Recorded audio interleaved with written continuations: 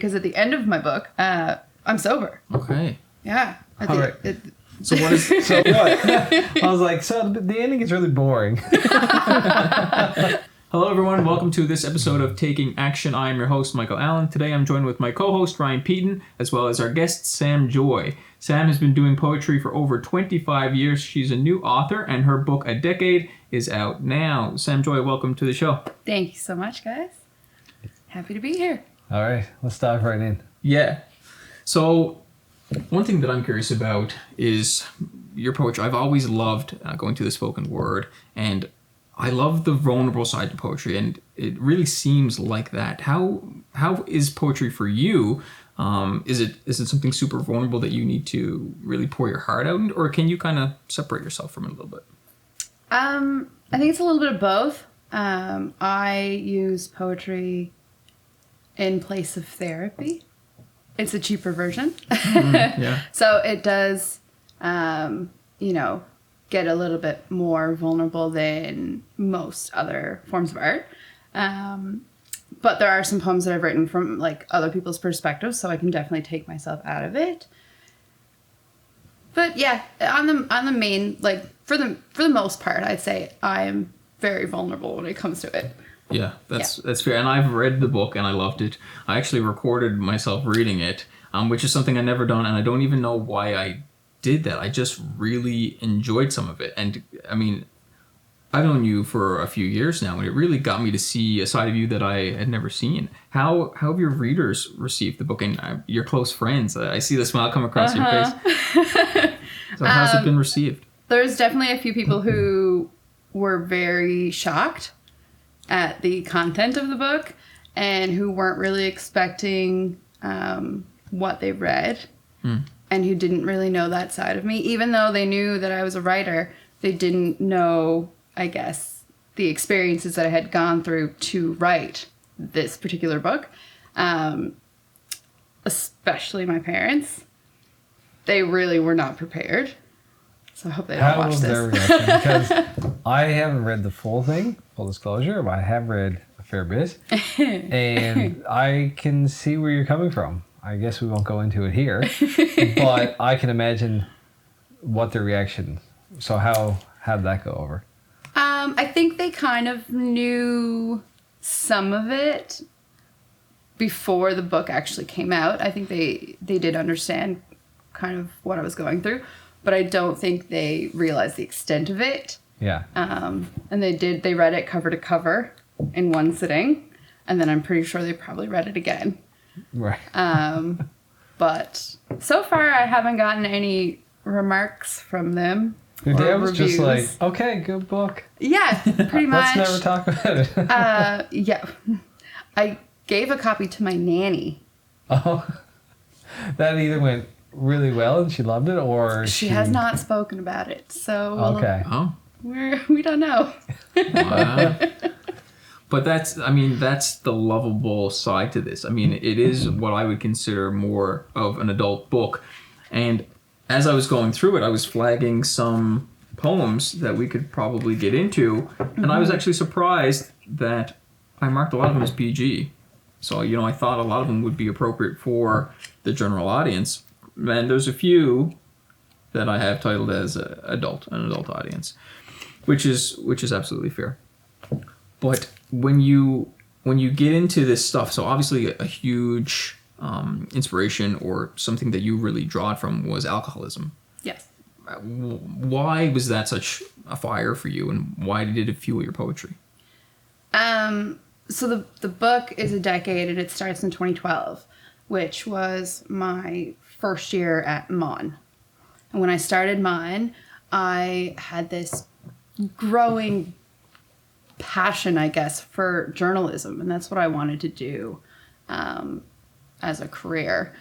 So I got into music journalism because it was the easiest form of journalism I could do in the city without too much competition.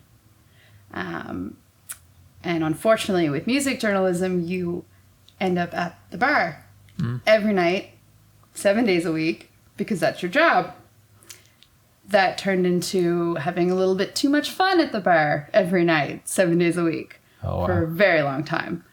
So as a bright and shiny 19 or 20-year-old, I was like, oh, this is a great time. Why don't people do this all the time? And then I did. And that backfired. I wouldn't consider myself an alcoholic as a term to describe me, but I did have some alcoholic tendencies during the years that this book takes place.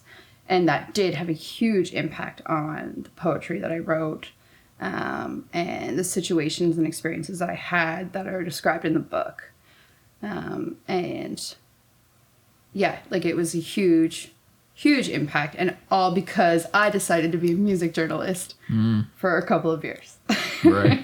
What do you think was the most challenging aspect or most challenging poem for you to write in this book?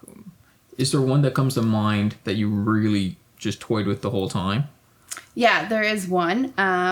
So all of my poems are dated. They're not titled because they're meant to be like a diary entry. So none of them actually have a title. They're more so dated. But there is one that I think was the hardest to write. You want to get into it? And I did title it. We can get into it. I can't get into too much of it. We can bleep it out. So it's January 16th, 2017, page 22. I did actually kind of title it Secrets. So it's not even a poem, really. It's actually literal quotes from actual men in St. John's. Yeah, I remember this, actually. I have on my book, Yes. Sam Reed.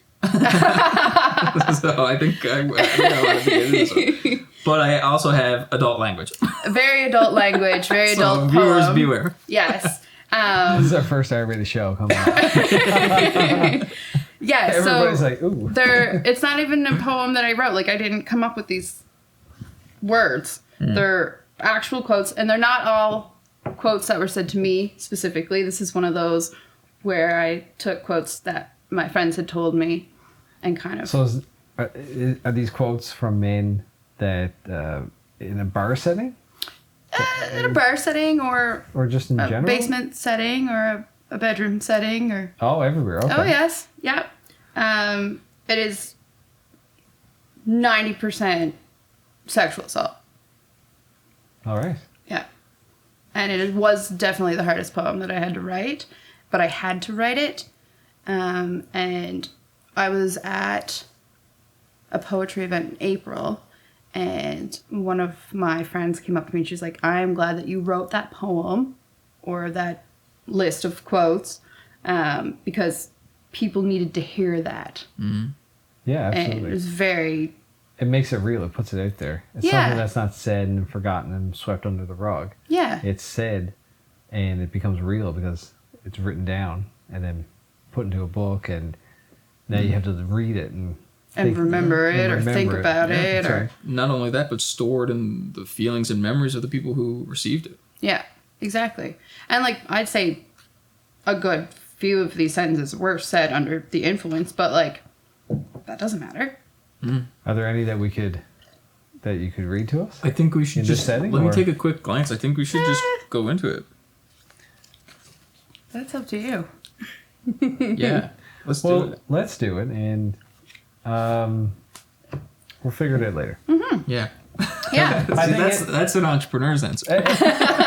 Let's just. Okay, this is intriguing. Let's Yeah. do it, and All then right. we'll sort it I out. haven't read this one at any of my events yet because I've been trying to keep my events lighthearted, but this is not a lighthearted Okay, book. so So it's it's happening here for the first time. the first You're time. gonna read this Yep. aloud.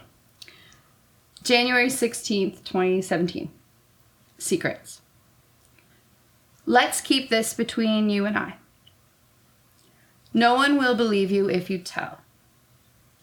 Keep your mouth shut and everything will be fine. What she doesn't know can't hurt her. You're good at keeping secrets, right? I'm not ashamed or anything. I just don't want people to find out. I don't want my friends to know. Let's pretend this didn't happen. I don't want to get into trouble. So just keep quiet. We don't want people to suspect things. I don't want you to get attached. This will be quick and painless. I just need you to get me off and go home. There it is. Yep. That all sounds like it came from one person in one situation. Maybe multiple situations, but the same person changing what they're saying to someone else over and over. But that was multiple. Multiple people, multiple experiences. Yeah. With one goal in mind. Oh, definitely. Yeah. And the thing is, I mean, we brought that down to the St. John's level, but most likely that's everywhere all the time. Definitely worldwide. That was the hardest one to write. Yeah. How does that hit you? Who, me? It's, I mean, it's quite clear what's happening here. This is it sounds like a bunch of men that are, how do I say this, with cameras, up to no good and probably cheating. In all of them. Every quote there was a situation where they're doing, it's a lustful situation where they're trying to get away with something they know they shouldn't be doing. And they're putting someone else in a shitty situation and pressuring them. And it's that pretty sums it up. Yeah, I'm trying to find the right words to explain it, but I wrote them. I wrote them in a book. Yeah, those are the words. Those are the words. But how we can interpret that? Yeah, I think it's also good that you wrote those down.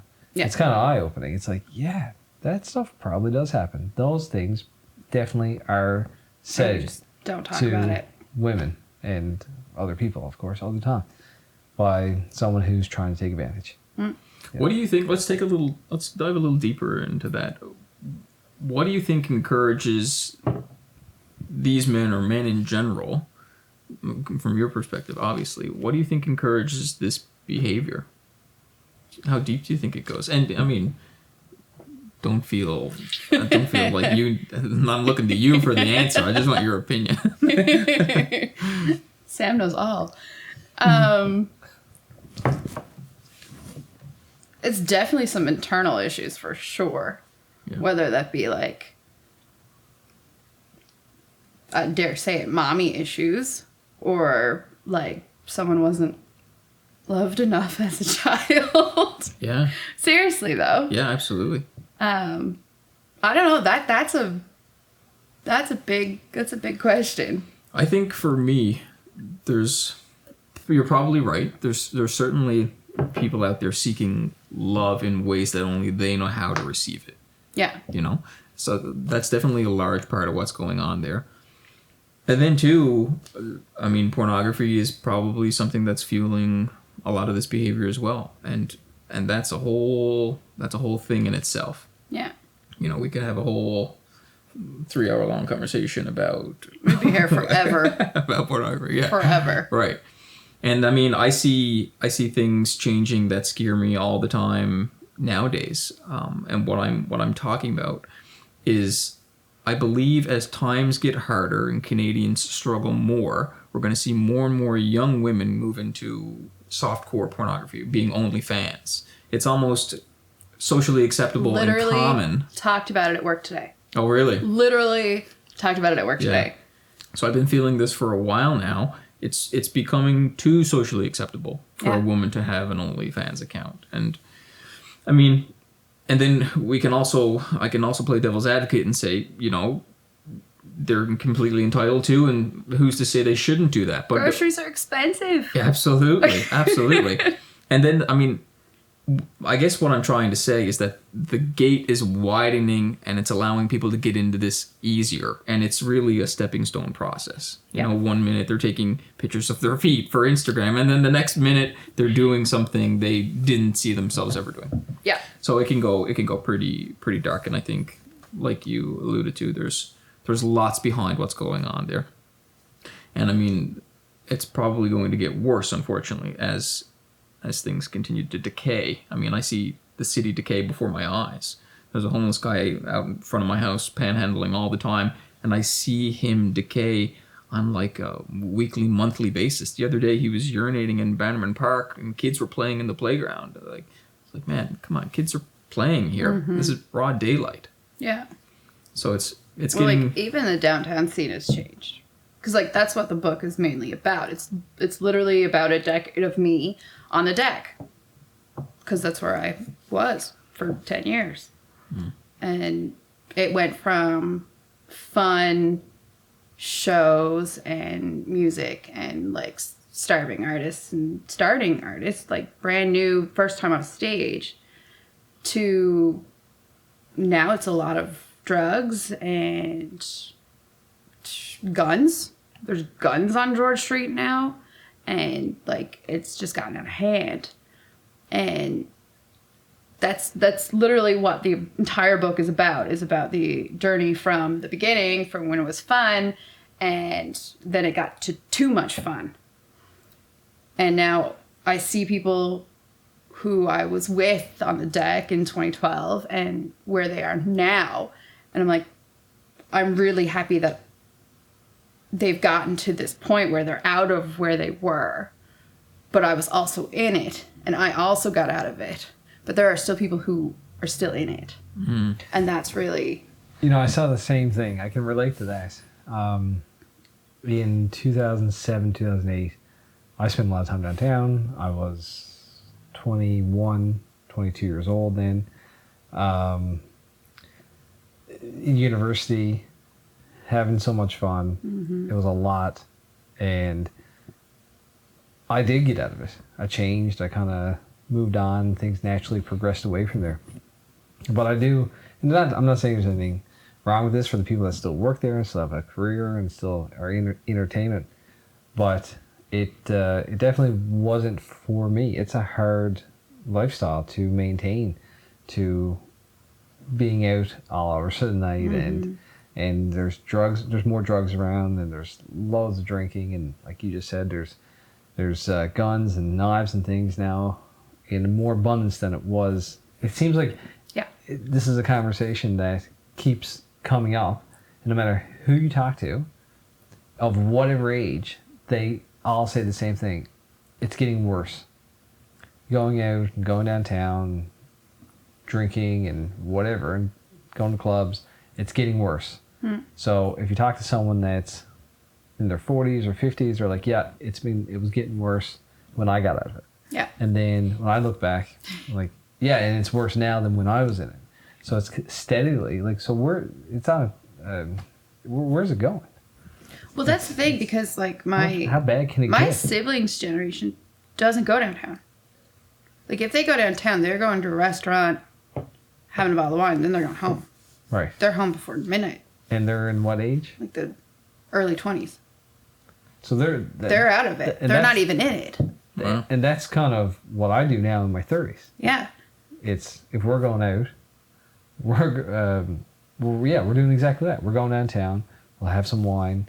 We'll eat. And, well, it's time for bed. It's 10 o'clock. Exactly. Well, the early 20s, like a very large chunk of them at least, are doing the same thing, which I think is amazing and smart, that they don't have to go through some of the things I went through. Absolutely. But there's still going to be people going downtown and doing what we did and whatnot. But like, it can get really dangerous. Yeah. I guess what I'm wondering is just, why does it keep getting worse? It seems like it's continuing to get worse, and how bad is it going to get? And I know that maybe it's not a question that I'm looking for an answer from for you, but it's the conversation that's coming up, and while we're here on the topic, it's kind of makes me wonder what's going to have to happen for things to change. Well, it's quite obvious. I think we need to revisit community for one. Community is involved in everything that I've been doing this year, whether it's cold dips up at George's Pond, or whether it's Brazilian Jiu-Jitsu, or whether it's this pocket home community. And even Mainstream, the platform that I want to build in the film world, it's all about community. And we've really gotten away from that, I think. You know, social media has separated us so much. You know, the other day, a friend came to mind, so I walked downtown, and I went into the store where she worked, and I just went to see her. And, you know, I forgot that she doesn't work on Tuesdays, but that's beautiful, you know, just being able to stop over to somebody's house and pop in. I mean, that doesn't happen anymore. No. Somebody shows up to my house uninvited. Why? Why on my doorstep? Like, I'm thankful. Please come in. Yes. Have some coffee. But also, now I have to put on pants. Exactly. Exactly. Like, my hair is in a bun on the top or the side of my head, and I'm wearing yesterday's pants. Like, or not any pants. Why are you at my door? Yeah. But it is true. Yeah, I mean, and I think that's a beautiful thing that we're missing now, as well as like numerous other things. I'm not religious myself, but I think the removal of religion definitely plays a factor as well. And then just the continuous, and I'll have a little bit of money talk here, the continuous inflation devaluing our currency is stealing from people. We're actually poorer, and we will continue to be poorer. But we won't. Well, there's no more 3 for $5, so we're definitely poorer now. That's bullshit. I'm done. Yeah. I'm going to that. When did that go out? That was beautiful. 3 for $5 ended in like 2018, 2017. Okay. Longer than I thought, actually. Yeah, I'm surprised I made it that far. Me too.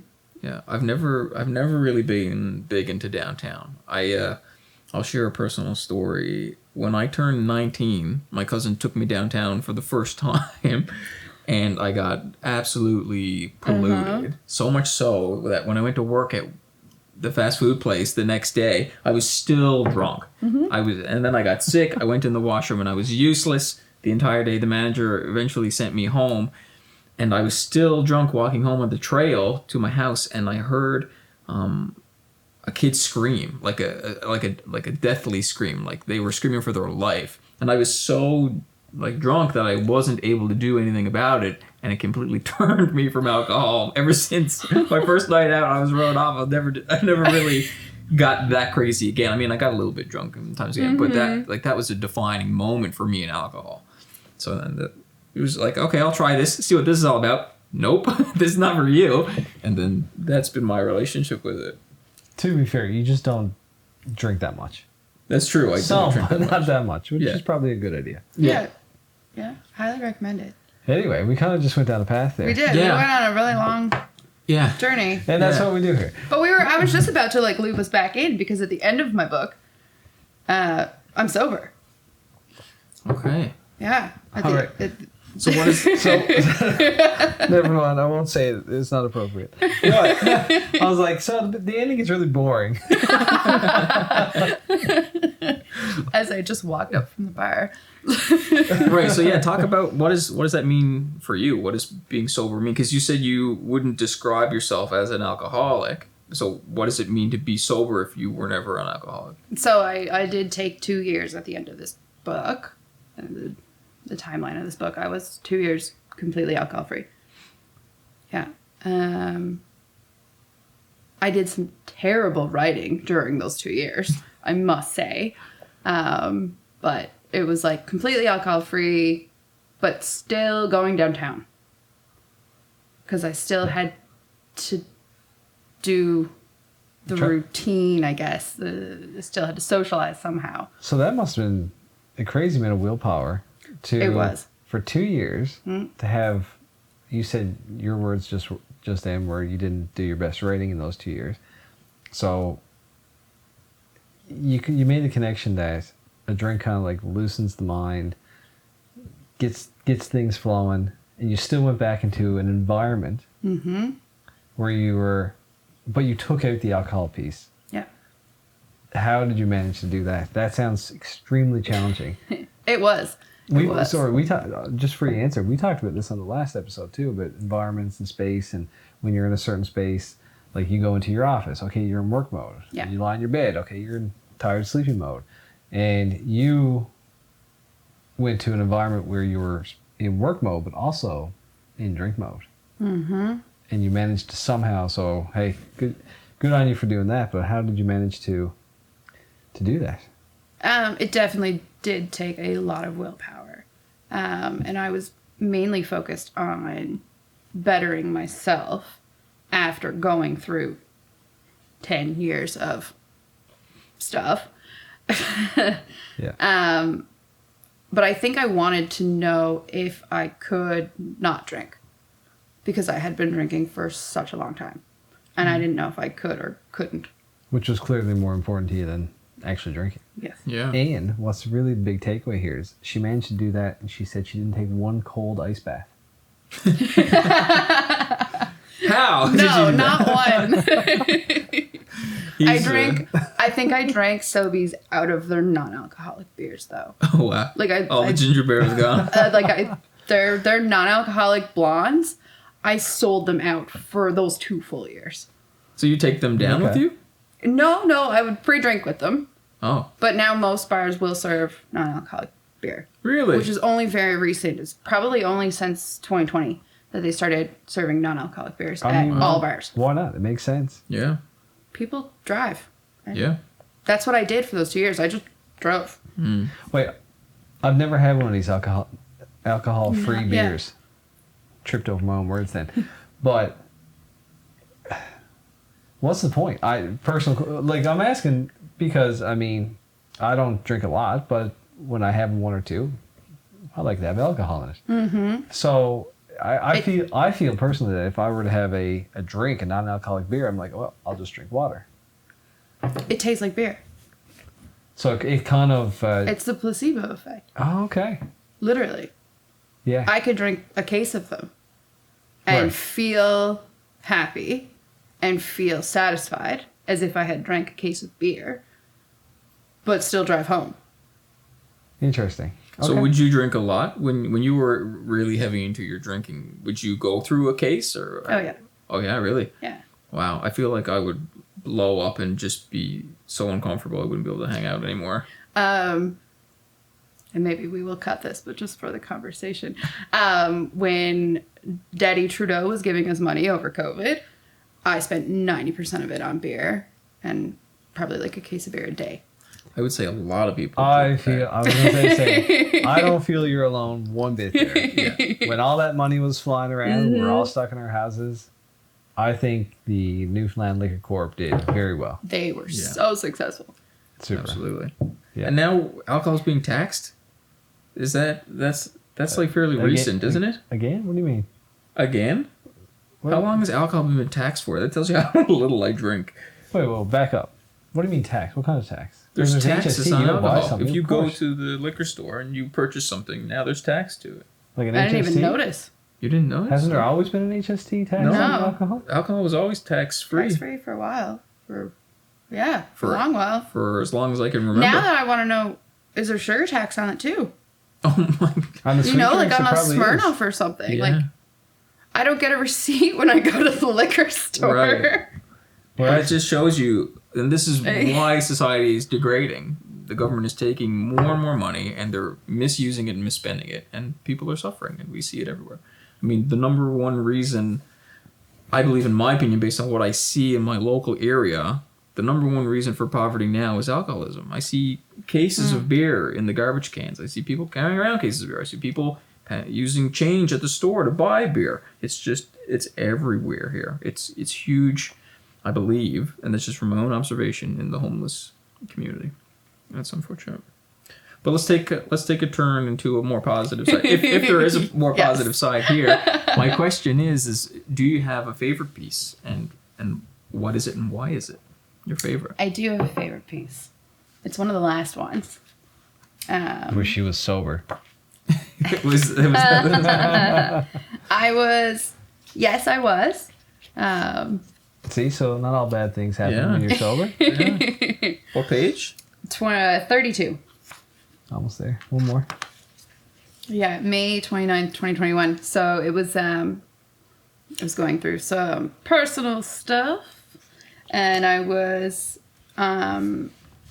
actually on a road trip to Placentia, which is like my go-to escape place. Why? Well, I lived in Placentia for a couple of months during COVID, and I fell in love with it instantly. Really? I don't know if I've ever been there. It is beautiful. It is the home away from home for me. It is a walkable community. You can walk from one side to the other in a couple hours. It's probably an hour. But everyone's super welcoming and friendly, and like all the businesses are local, and like you know everyone who's working because they live literally down the street. And you have the boardwalk, and then like 20 minutes away there's a sandy beach. You can go swimming out in the ocean. It was like, if I could move to Placentia, I would. Wow. I'm going to have to visit. In a heartbeat. Yeah. They were very welcoming to me for the couple months that I lived there. And that's when you wrote this piece? No, this is after. This is about going back, pretty much. Do you want to get into it? Yeah. Yeah. It's really interesting. I just read it, and it just seems like you're grappling with being sober and the burden that comes with that. Yeah. That you just summed it up. There you go. Good job. Yeah, no, it's really good. If you want to share any or all of it with us. I could read it for you. Before I do though, but yeah, you're right. It is, because I was grappling with when you're drinking, me specifically, I'm like pushing all of the feelings away with the booze. But when I got sober, or when I was experimenting with sobriety, it was I was feeling all my feelings out in the open, is like a very personal quote of mine. Because I don't normally do that. That was super interesting. Experimenting with sobriety. Yeah. That's something I've never heard anybody say before. It's, you know, it's if you sit and think with that for a second, what that means. Yeah. Is A friend of mine came up with that. Yeah. I called her one day and told her that I was thinking about just trying sobriety out. And that's what she said, experimenting with sobriety. And I was like, yeah. Normally people experiment with drugs. It's the complete opposite. It is the complete opposite. Yeah. Interesting. Okay. Yeah. Well, did you want to? I'll stop interrupting if you want to. Yeah. Give it a go.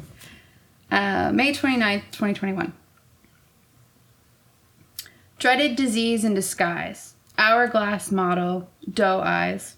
If you ask me, I'm fine. Just balancing on a thin line between reality and what's really mine. The sobriety is making me rethink who I am. And I understand that my baggage is a lot to carry. So I burned all emotions unrequited, and I don't dare fight it. There are too many eyes of pity in the city I once called home. So I dug up the roots I planted and took them with me, repotted my lifestyle into something a little more worthwhile. And if you ask me, I'm fine. Just balancing on a thin line of sobriety, because beer was always there when you were not. And I forgot, for a minute, who I was, until those eyes looked right through me, pulled me deeper, made me sit and look in the mirror at who I've become. One disease down, one to go, take it slow on the highway, trees on both sides. And if you ask me, I'm fine. Just balancing on a thin line between east and west, and if I were to guess, this is the best decision I could have made. Although, I'm afraid to get too close to something I don't know. I'm feeling all my feelings out in the open. Want to shove them all back in and begin again. Yeah. There it is. That's it. That says a lot. Yeah, I wrote this thinking about the drive to Placentia. It was good. It was good. I like Placentia a lot. Absolutely. I take it all back. It gets more interesting at the end. So if anyone wants to buy your book, how can they do so? So Engine Books, my publisher, it's on their website. It's also on Amazon. I'm on Amazon. You look up my name. It's pretty cool, actually. Fancy. And then I have a trunk full as well. So can someone send you a DM and I will deliver it to them. Excellent. Oh, wow. That's good service. That is good. Oh, and it costs, is the price on the back? I think it's 20 $19.99, is that right? Yeah. There you go. Plus the HST. So let's dive a little bit into what it means to be an author now, and what was that process like? Let's even go back a little further. You had this collection of work. Mm-hmm. Why did you get the inspiration to publish it? What happened? So like I have a binder. I have two actually, of poems that I was just literally collecting and just tucked them in and put them aside and never really looked at them again. And I'd been doing spoken word St. John's for a really long time, probably almost a decade actually. And most people who know me from spoken word St. John's as a volunteer or a host or a reader, audience member, whatever I was for that. And then Engine Books reached out to me to edit their first poetry book. They'd never really dabbled in poetry before. So Hannah Jenkins put out her first book, and then Engine asked me to edit it, and so I did, and it was a lovely experience. And then I was like, oh, well, I could do this. I edited it. I can just put mine together and send it along. And that's pretty much what I did. So I did skip over the hard parts of trying to get your work published, because I kind of just slid into their DMs and was like, here's my book. What are some of those hard parts? So someone listening now, maybe they have some work or they've always thought about publishing a book. What kind of challenges are they going to face? Mainly rejection is going to be the biggest challenge anyone's going to face when they go to publish. You will get more rejections than you will get approvals, for sure. And that's not anything to do with their work. It's literally just numbers. It's a numbers game. Does the publishing company have they met their quota for the year? And money is also actually going to be a hurdle too. A lot of places, especially if you're doing the contests and stuff like that, or even just to get a single piece of work published in a literary magazine, you have to pay the entry fee, which is $25 or $35. I've never done it. I've never put my work into any literary magazine because I'm not going to pay $25 for someone to say no. Right, so that's just per submission. Yeah. So you could reach out and an entry fee just for them to consider you. You have to pay that. Yeah. It's not a lot of money, but it can certainly add up. Yeah. Well, especially for an artist. They're not known for making a tremendous amount of money. No, I know, but I don't know anything about this industry. I thought you were going to say it's hundreds or thousands of dollars. And yeah, no, I'm not discrediting that it's still a cost. But, I'm just saying, I could see how that could add up. If you have to play the numbers, and you have to submit it X number of times, publishers, you could be into it for hundreds and thousands of dollars. And I didn't have any financial, I didn't have to put any of my own finances into this. But I do know that there are some publishers that do require you to take some of the risk. Yeah. Yeah. So how it worked for you is through your network. Yes, definitely. 100%. It's always all about who you know. Especially here. Yeah. Especially it's not here. why you know. Right. It's who you know. It's who you know. 100%. And I think that I can't say that enough. I've said it exactly a lot. It's about who you know. We business owners hire people based on who they know. Mm-hmm. Customers hire people on who they know, on referrals. Yep. I'm just relating it back to my own industry, into construction, that definitely the majority of work, doesn't matter how big you are, it all comes from, not all, but I don't know, 90% always comes from referrals. Doesn't matter how much I spend on marketing and sales and advertising.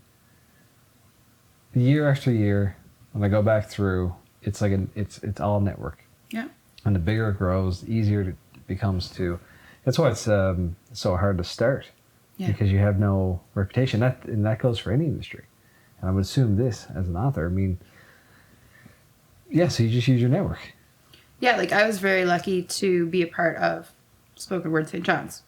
which was literally all poetry related. Yeah. So like because I was in that, everyone knew me from that, Right. which led me to this. So if Didn't you're talking about the spoken word, right? Didn't you start that? I was there when it was started. I didn't start it myself, but I was in the room when it happened. But you were out there in the community, back to Michael's favorite word, networking with people in the industry, meeting people face to face, knock down the entries, the barriers to entry, and you got in here. There it is. Your first book. I guess the question for me is there going to be a second one? Issue 2? Perhaps. Yeah. I definitely have thought about it. Now that this one's out, apparently that's what happens when you publish a book, that the next thing you do is publish another one. Yeah. Before this one is even like a year old, I've been thinking about what to do next. I had a really cute idea that I don't know how people would react to it, but I wanted to do a prequel with all of the poetry that I wrote as a child. Okay. It would be a completely different genre than this one, of course. It would be more appropriate. More PG. Can you imagine if it was the same? Yeah, we would be like, okay, this one could have been a lot worse. And then a couple of friends of mine made the comment that, like, when I'm 40, I'll come out with another decade. Right. So, who's the director? James Cameron? Is that, Titanic, and Avatar? Doesn't he do something once every 10 years and it's the biggest thing It's ever? the biggest thing ever, yeah. This is what you're going to do. You're going to follow in his footsteps, but I guess with so. poetry. I like that idea. I like the idea. I like the idea of a prequel. Yeah. That's something that I've been mulling about. And I think your parents would probably like it better. Definitely. Most definitely. They would be more approving of that, I'm sure. Yeah. And your poor Nan, she'd be like, there, that's better. Poor nanny. So for someone who wasn't really motivated by money to do this, because we chatted a little bit about that, and I know you don't really dip your toes into that water very much. How has the book been doing in your opinion? Well, I sold 100 copies in the first 2 months. Okay. So that was really cool for me. Cause like I said to you aside, I didn't do it for money. I did it because I had to do it and because I wanted to. The money's fine, whatever. The fact that I sold 100 copies is just mind blowing because That's a milestone. I really thought that I was going to sell like 10 and then that was it. You know, like my parents and family would buy a book and then a couple of my close friends would buy a book and then that was it. Like, good job. Yeah. But yeah, it is pretty cool. And the best thing about it is it's an asset. I mean, you do it once and then it keeps bringing you in money. Passive income. Apparently that's how it's supposed to go, yeah. Yeah, you just keep selling it and selling it and selling it. You keep printing copies and you just keep cashing checks. Something like that. That easy. I mean, there's no reason you can't be at the next milestone of 1,000 and then 10,000 and then 100,000. And then we'll see Sam's head get about this big. And we won't be able to talk to her anymore. Well, if we're talking about that, I mean, she is on our show. So right after this, we'll let you know when it airs so you can print some extra copies. Sounds good to me. Have you thought about how that'll change your life or if it'll change your life at all? If you have like a Canada-wide bestseller? No, it's not even something that would have come to my head. Not at all. I've just assumed that this would be a St. John's book. Now, a friend of mine is in Spain right now, and she ordered her copy to Spain, which was really cool. So I can say that somebody in Spain bought my book. And it is purchased across the country as well. But it was just a St. John's book. But I think that, on a serious note, that this is great. I think it's had good success. I think it was more of a personal thing, if I'm reading you correctly, that you wanted to do. And you've achieved that. So you can have that sense.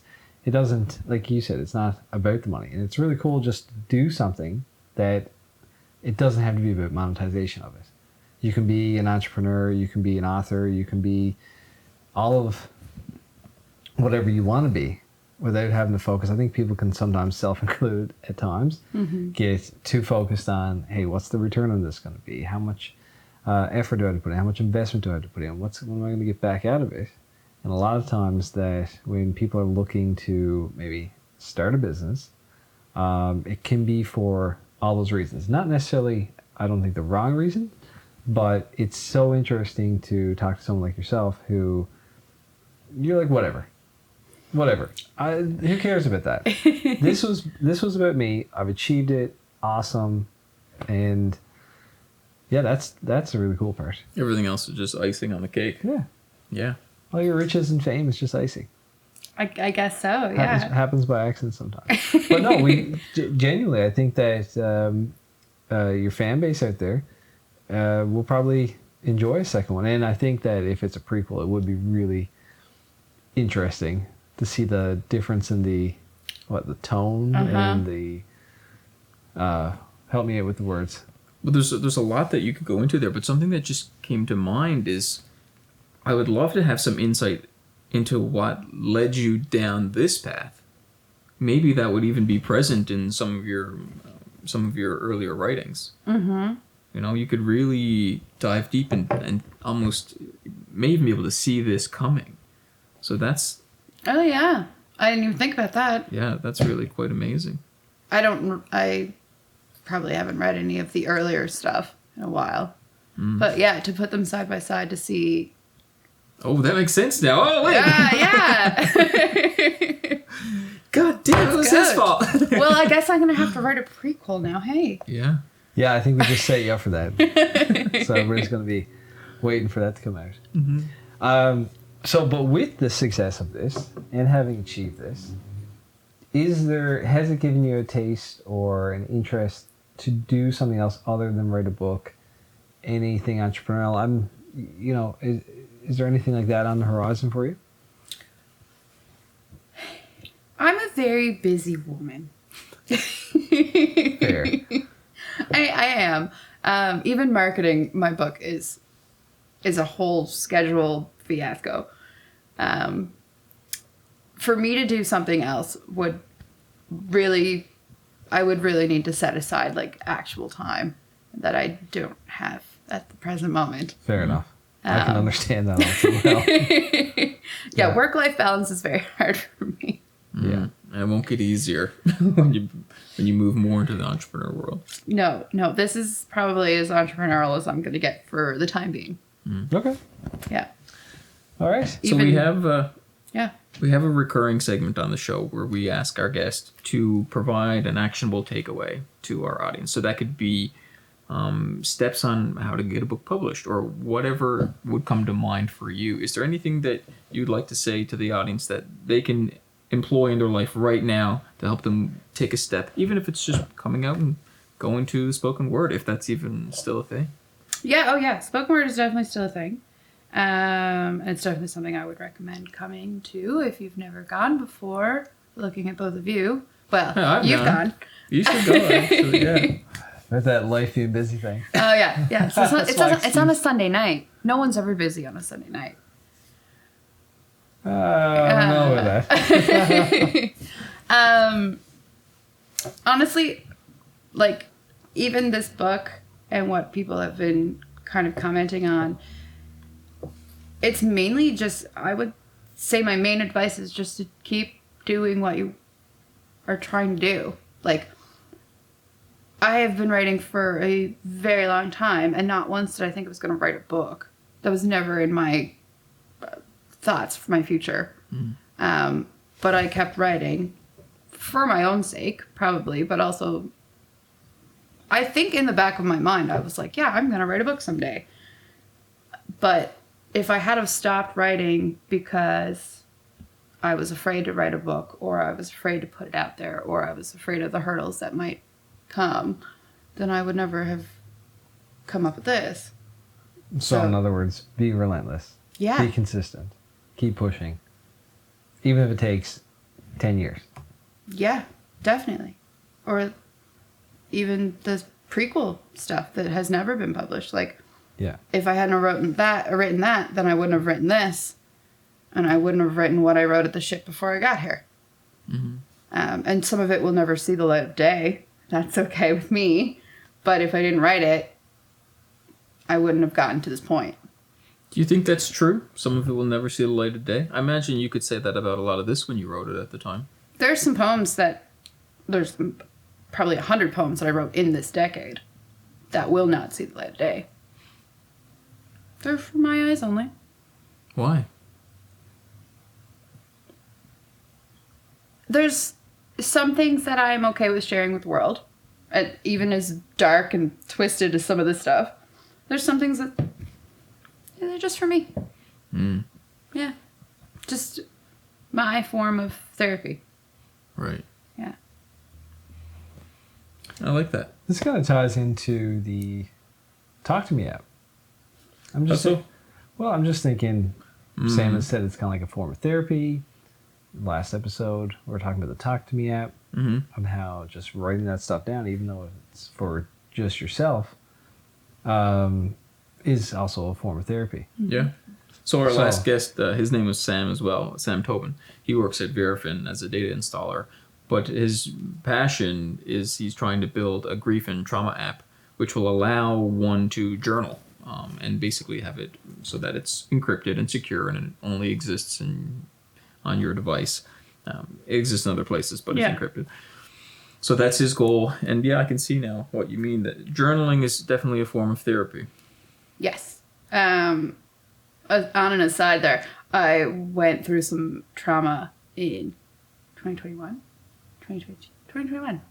And that's what my therapist told me, was to journal it out, but to write it out as if I was writing a poem, because that's what I knew how to do. And it's perfect. It is literally the best way to... Because sometimes if it's in your head and you can't say it out loud, if you write it out, it's almost the same thing. It's so healing. Now I'm wondering if there's a connection here. If Sam can work with the Talk to Me app and help.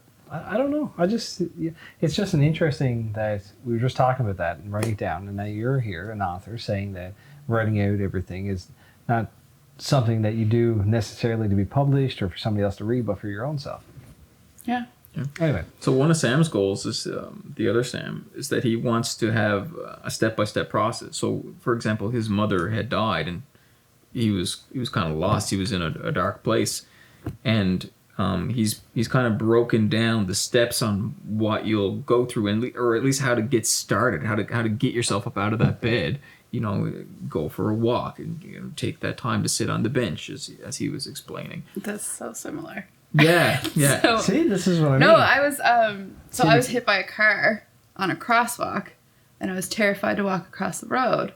And so my therapist told me if I wrote down how to cross a road, I could eventually cross a road, and it worked. Yeah. So like that's Interesting. Maybe there is something. See? I mean, even if it's... I'm onto something. I You're just onto don't know what something. it is. right. I mean, I love that you invited us out to the spoken word. I actually had a really good time there.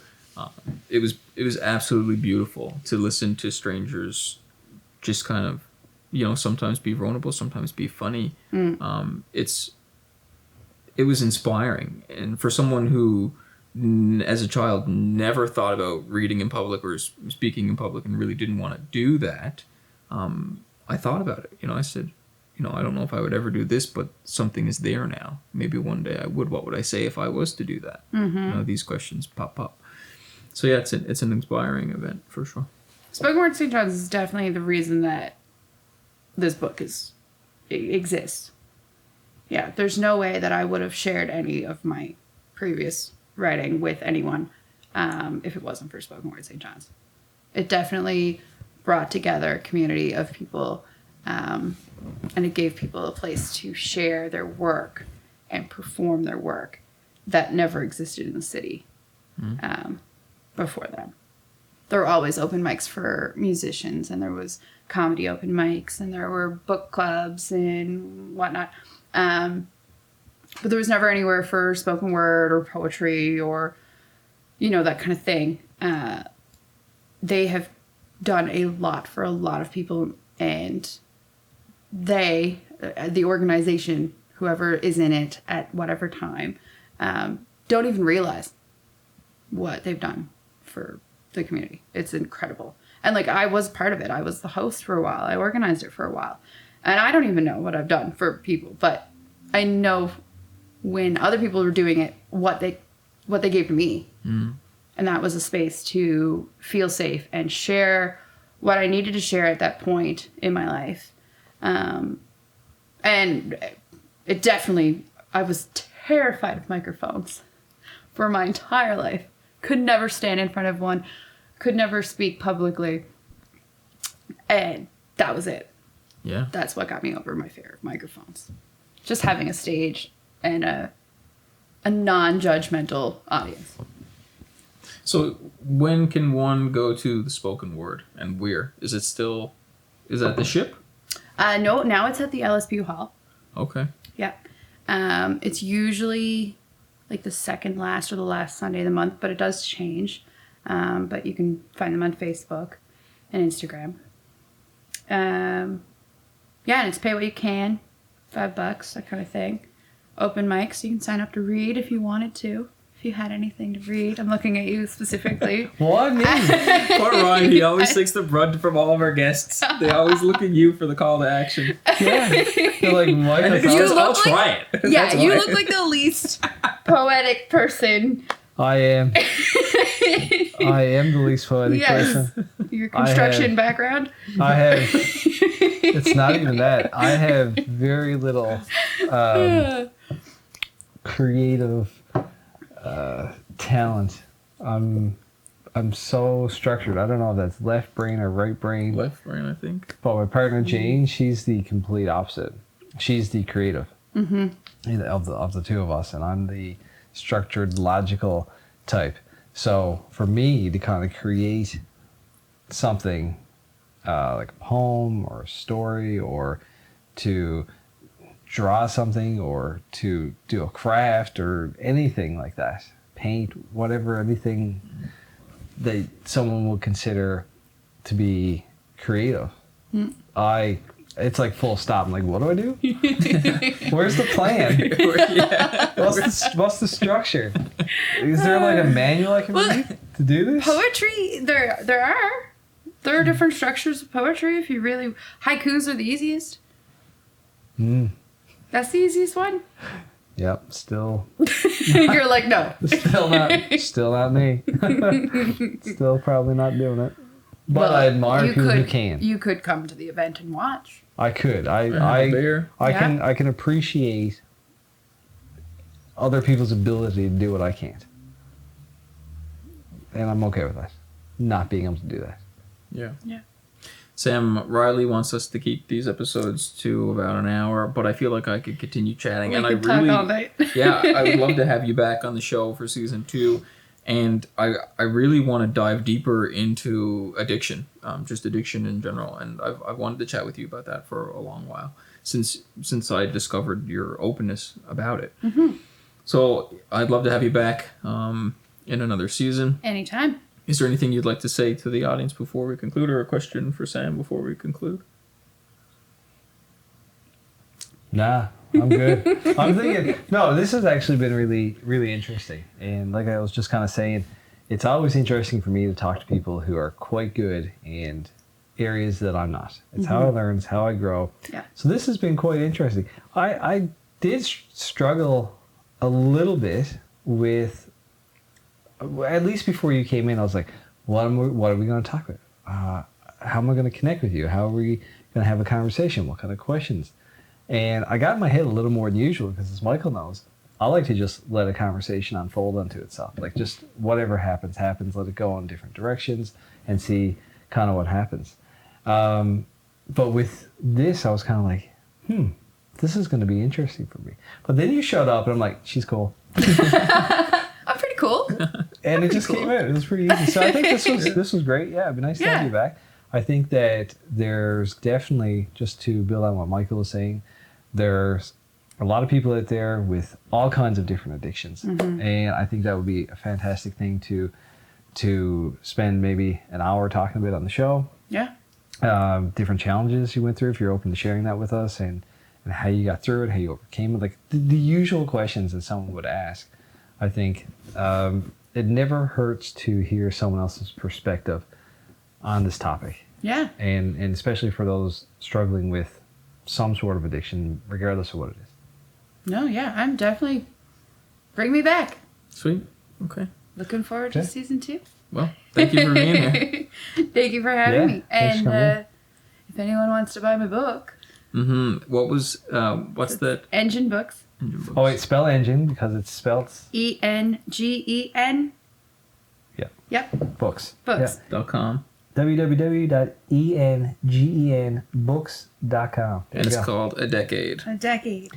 by Samm Joyy. Also, look me up on Amazon. Yes.